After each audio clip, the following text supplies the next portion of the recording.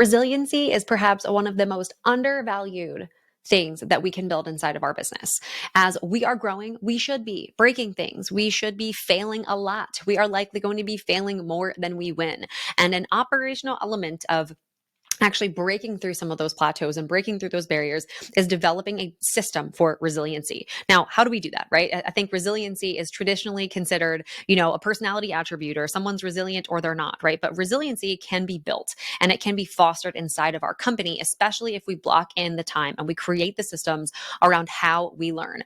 The easiest way to do this is to make sure that anytime something perhaps negative or something that we feel like is a loss or a mistake or some opportunity for feedback in the business, is that we build in some time to reflect about that and take those learnings and build them into the next version of what we are doing. You can consider life and running a business kind of like building a software, right? You put out the first minimum viable product, and then all of the user base and the way that people function in there generate feedback for the developer so that they can launch version 2, version 3, version 4, version 5.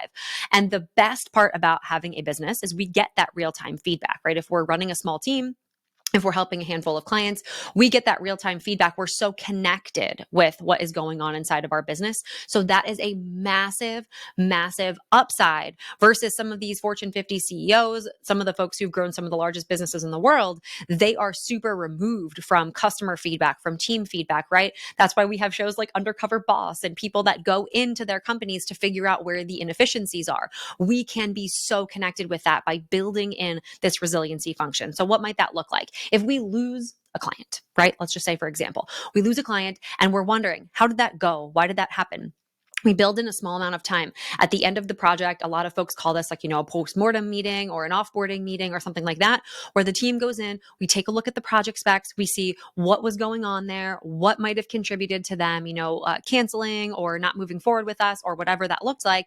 And then we can build in some steps. So let's just say, for example, communication might have been, one of the things that we saw as an area of improvement. Then we take the time to build in future iterations, right? I think it's super critical that we act on feedback. And it's not saying that we have to act on all the feedback that we're given, but acting on the feedback and being able to bounce back and be resilient and implement some of the things that we are receiving from our clients, from our team, is going to propel us in the direction of being able to grow the business faster than perhaps any of our competitors, because this is something that folks aren't doing. They're just kind of blazing through and being in a position where they're making a lot of the same mistakes time and time and time and time again. So resiliency is going to improve your operations. It's going to improve your projects, and it's absolutely going to make you a better leader in the eyes of your clients and of your team. Hope that was helpful, and I'll see you next time.